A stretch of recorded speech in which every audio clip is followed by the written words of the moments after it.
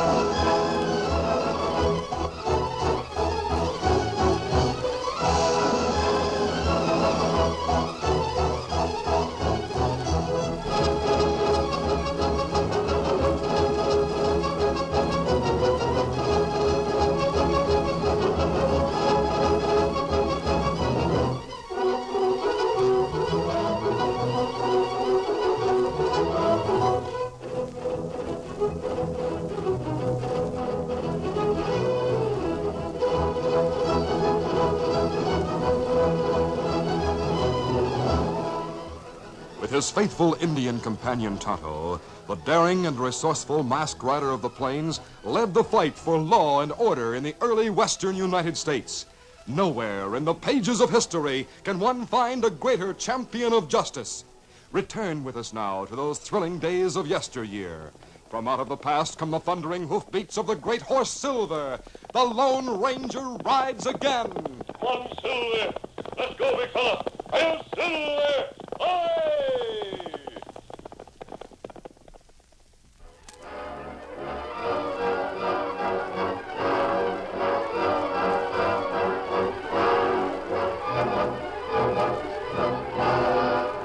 Trail City had become an outlaw town. When bad men killed the third town marshal within a year, the town council, headed by Dr. McCracken, arranged to hire Jack Haskell, the most feared law officer in the West.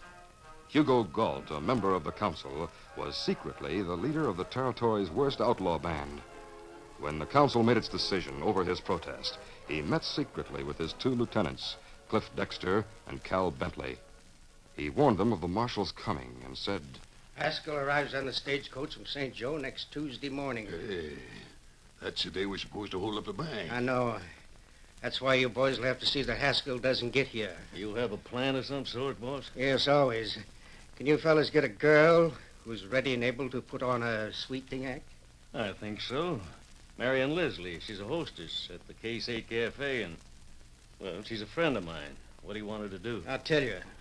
The last stop the St. Joe stage makes before reaching Trail City is at a relay station north of here. Yeah, about 2 hours riding cross country and 3 hours on the road. Right. Stage is due here at 8 in the morning. Now, Cliff, if you and, say, that gunslinger Django Hewitt go to the relay station during the night and take this girl with you, I think we may be able to handle Jack Haskell. Yeah? Now, here's what you do.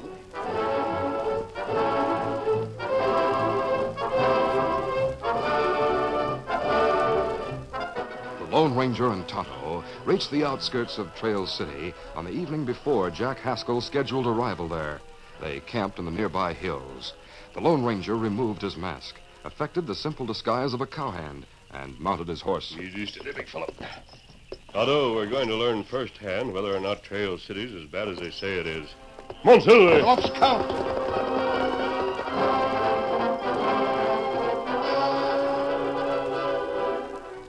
The Lone Ranger, in his cowboy disguise, had seen many known bad men in his rounds of the cafes that evening. Now, nearing midnight, while Tonto waited near an alley to the side of the building, the Lone Ranger entered the Case 8 Cafe. He ordered a drink, carried it to a side table, and left the glass untouched before him. Then, without seeming to do so, he began to study the men in a crowded cafe. He saw two familiar figures at the end of the bar.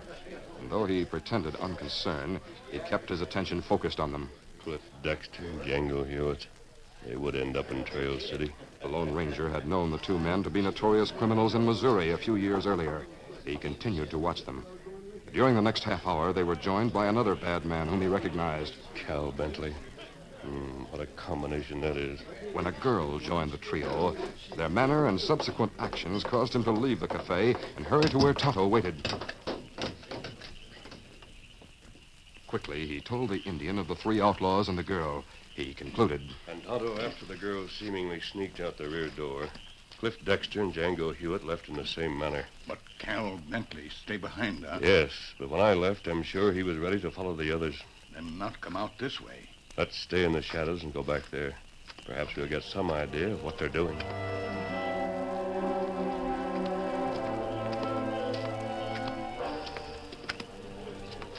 Tonto, there they are on horses near the stable. Listen, you can hear what they're saying. Cliff, while you and Django ride there with Marion, I'll go to the boss's place and wait till dawn. You'll meet the rest of the gang then, Cal. Yeah. I'll go right to the hideout. What about you and Django? We ride back and meet you there as soon as we finish our part of the job. Good. You want to be sure that... Ah, here she is. Whoa there, boy. Whoa. I'm ready, fellas. You sure changed clothes quick. Marion, be sure to do your act like we told you. Don't worry about me, Cal. Are you two ready? Yeah, let's go, Django. We'll take the back trail out to the crossroads. Right. Get up there. Get up. Get up.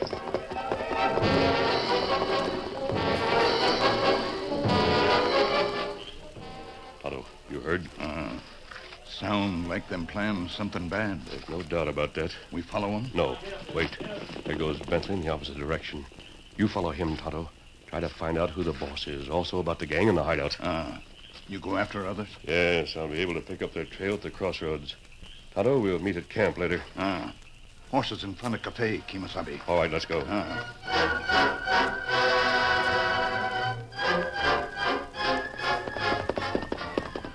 The Lone Ranger, wearing his mask, set out in pursuit of Marion Leslie and the two crooks. The giant striding Silver covered the distance rapidly. Easy, Silver, easy. When the Lone Ranger reached the crossroads, he could see the trio in front of him. The masked man followed at a distance without being seen by them. Come on, Silver.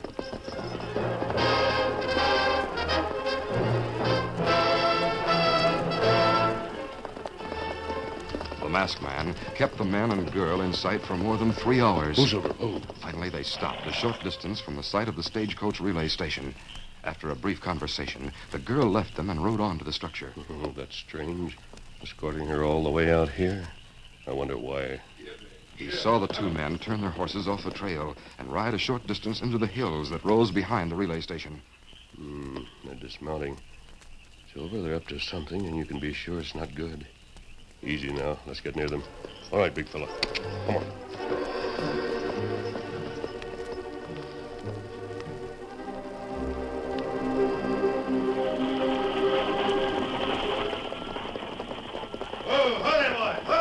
The stagecoach from St. Joseph arrived at the relay station on schedule. We'll be here for 10 minutes. There's coffee and buns inside. Thanks, Driver. All right. Marion Leslie, in her riding outfit, had searched the faces of the passengers who left the stagecoach and headed for the nearby shack. She had been given a description of Jack Haskell by Cliff Dexter, and there was no mistaking the renowned gunfighting marshal as he emerged from the coach. Marion, assuming an air of great secrecy, hurried to the man. Oh, please, don't go inside. What? You're Jack Haskell, aren't you? Dr. McCracken sent me here to meet you. Dr. McCracken? What about him? I'm his daughter. Daddy's waiting for you up in the hills behind the station. Why?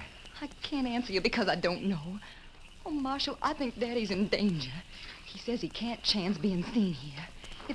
It's something about outlaws he wants to see you about before you go to Trail City. It's very important. Very, very important. Well, all right. I am Jack Haskell. Let's go to where your father's waiting. Oh, no, not yet, please.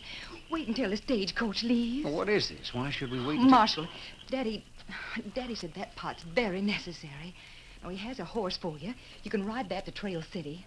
Whatever it is that's happened, believe me, Daddy will need your help. Jack Haskell, though usually wary, was completely disarmed by the girl's sincere manner and her knowledge of his supposed secret visit. He went to the stagecoach driver and advised the man to go on without him.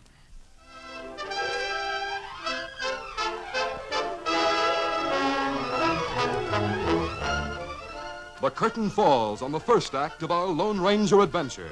Before the next exciting scenes, please permit us to pause for just a few moments.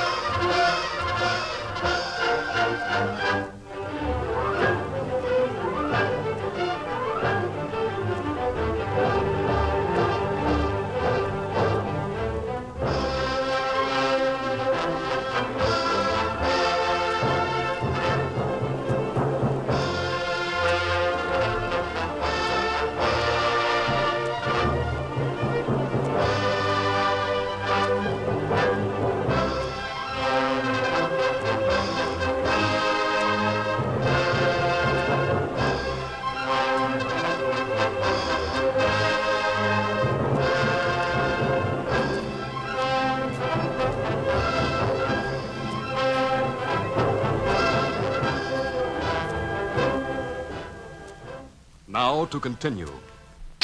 Get there! Get over there! Haskell and the girl watched the stagecoach leave for Trail City. Then she turned to him. We'll walk to where Daddy's waiting. I'll leave the horse there. All right.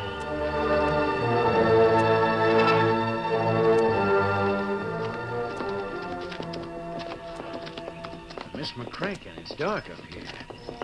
Are you sure you know where you're going? Yes, Daddy said... Oh, there it is, see? There's a lantern burning up among the trees. Oh, yeah. I see horses, too. But where's your father? Around somewhere. Marion led the way between the trees to an opening where a lighted lantern rested on a tree stump. Easy. Slow, boy. Easy. As Haskell stopped, she stepped to one side and yelled. All right, boys, here he is. Haskell, alert, reached for his gun. The two guns flamed from the underbrush. As the marshal fell wounded, Cliff Dexter and Django Hewitt leaped into the open, ready to shoot again.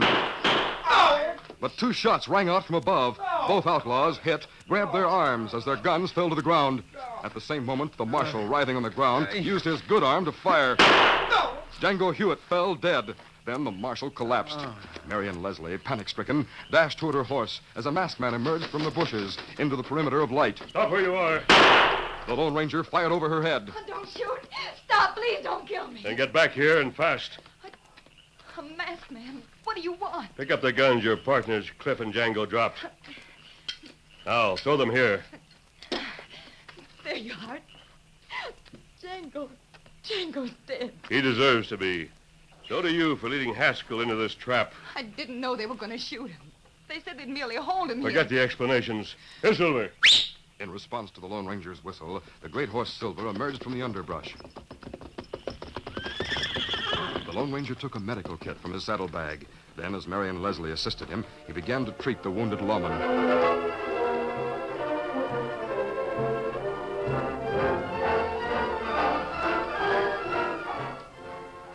There. It's good your pals didn't get better shots at him. Luckily, he's not too badly wounded. You come too soon. I'm glad. The Lone Ranger treated Cliff Dexter's wound and left the unconscious man as Marshal Haskell revived. Marshal, how do you feel? I'm all right. You, the Lone Ranger. It was you who shot and saved my life. Where did you come from? The Lone Ranger, who had given help to Marshal Haskell in an earlier day, told of trailing the outlaws and Marion Leslie. The girl, between sobs, told of her part in the conspiracy against the lawman. She concluded. And Cal told me that they didn't want Marshal Haskell in town while they were robbing the bank. What's that? They said Cliff and Django would hold you here. Never mind that. What's this about robbing a bank? The girl, still frightened, told what little she knew. And the holdup will take place sometime after the bank opens this morning. That's at 10 o'clock. I'll be able to get back there before then. I'm well enough to ride. I'm going with you. Good. Miss, who's the man they call the boss? I don't know. I swear I don't. Luckily, Tonto's trailing your pal, Cal Bentley. Unless something went wrong, he'll have followed Bentley to the boss's home. Let's carry Dexter down the relay station. We'll tell them what's happened and then leave for your camp.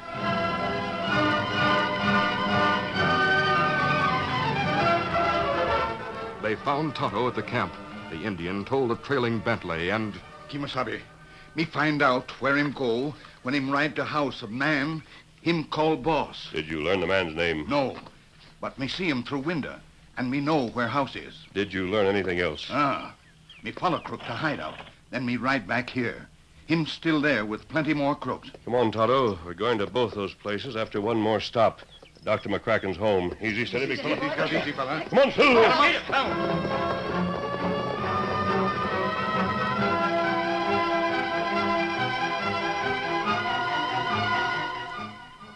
Dr. McCracken was astounded when he heard what had happened.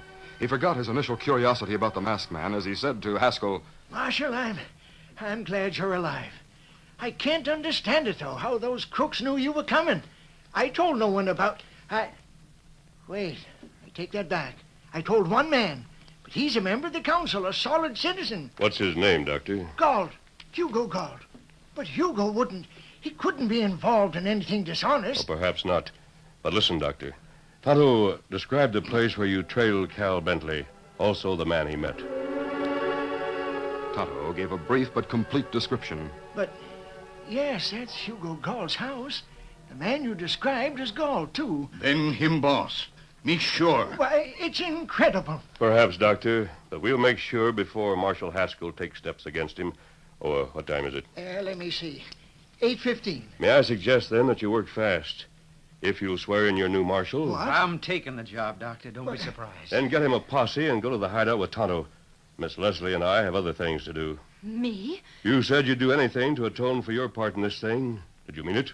Certainly I meant it. Do you know where Hugo Galt's ranch is? Yes, but like the doctor said, I can't believe I'm it. not asking you to believe anything. You can help prove the man's guilt or innocence. The Lone Ranger briefly outlined a plan which the others accepted. Tonto would lead a posse to the crook's hideout, while the masked man and Marion Leslie went on to Hugo Galt's home. Come on, Silver!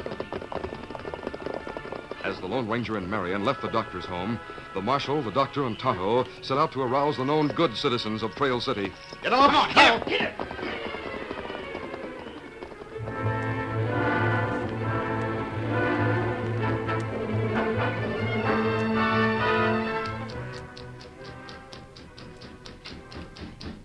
Hugo Galt was surprised when he heard a loud pounding on his door shortly before 9 o'clock. He was doubly surprised when he opened the door, and a girl pushed her way inside excitedly. Mr. Galt, I'm Marion Leslie. Marion Leslie? I don't think I know. I'm Cal Bentley's friend, you know. I was with Cliff Dexter and Django Hewitt at the relay station this morning when they shot Marshal Haskell. They got him? Yes, but something's wrong. You must go to the hideout at once and see Cal before he and the gang set out to rob the bank. What? How do you know about that? Why should I Those are my orders. You must go there at once.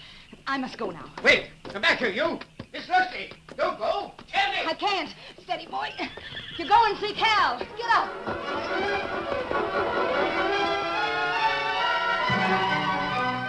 Marion Leslie rode away from the ranch and, when out of sight, galloped her horse off the road to a grove of trees where the Lone Ranger waited. Oh, boy, whoa there. I did what you said. And he's the man, all right, I'm sure of it. Then let's move to a spot where we'll be able to see the ranch house. All right, Silver. Get up.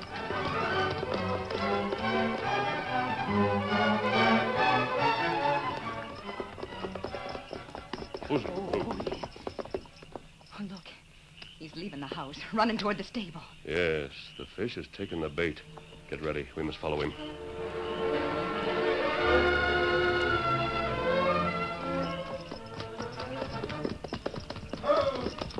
Oh, Silver, oh. That cabin must be the hideout. He's gone inside. Yes. Oh, there's Tonto. He must have led the marshal's men here. Yes, there they are. Miss, you stay here with the horses. Easy, steady, big fella.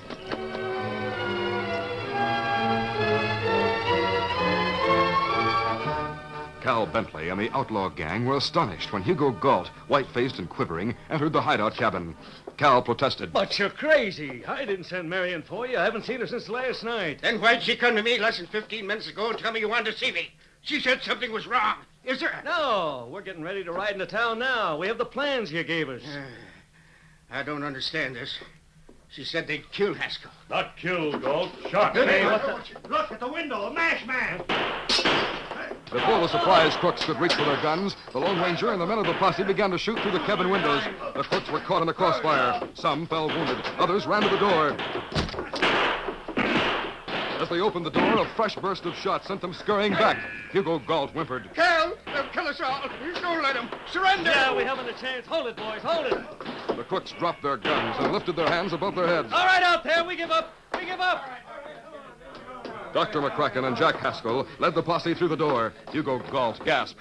Dr. McCracken, you're here too? Yes, to send you to jail. Keep your hands up, Hugo. Let me introduce you to Marshal Haskell.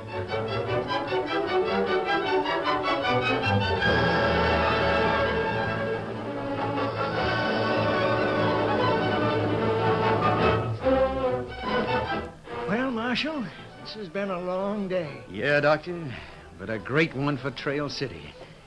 Among those men we put in jail today are some of the most wanted men in the West. They'll be going to prison for a long time, here or in some other territory. So will Hugo Galt. Now imagine him and all that money we found buried in his place. Yeah, some of it's still in bank wrappers, definitely connecting him with past robberies. The girl is ready to testify against Dexter and Bentley, and she'll get off lightly, I hope. Oh, sure she will. Without her, we couldn't have... But what am I talking about? We? He was the one. You mean the masked man? Yeah, that's right. He saved my life. He caught the girl and made her reveal the plot. Then he and Tonto exposed Galt and his gang. Why, Doctor, he did everything. And if Trail City becomes a model town from here on, and it will, believe me, it's because of him and only him, the Lone Ranger.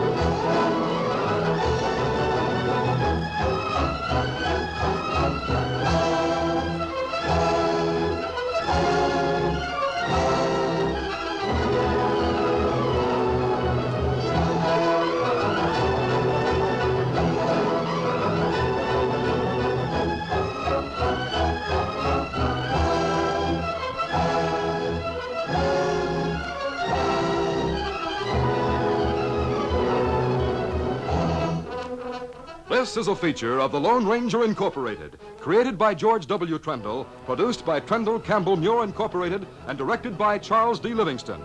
Tonight's drama was written by Fran Stryker. The part of the Lone Ranger is played by Brace Beamer.